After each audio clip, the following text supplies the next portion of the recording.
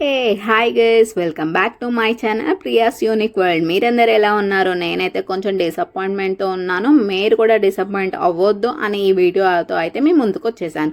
So video skip చేయకుండా కంప్లీట్గా చూసేయండి.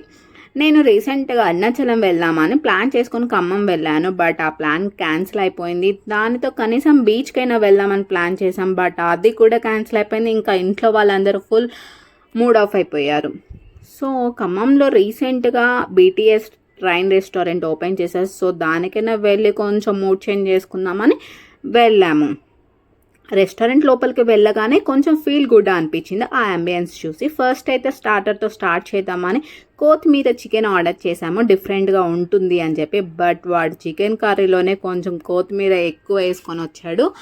అంతే, డిఫరెంట్గా ఏం లేదు. దట్టు సాల్ట్ వేశాడు ఫుల్గా. ఇంకా తినలేకపోయాము. అబ్బా ఏంట్రా బాబో ఇవ్వాలా అనుకున్నాము. దాంతో డిఫరెంట్గా ఏం వద్దు, ఇంకా దమ్ బిర్యానీ ఆర్డర్ పెట్టుకొని కుమ్మేద్దాం అనుకొని ఆర్డర్ చేసాము.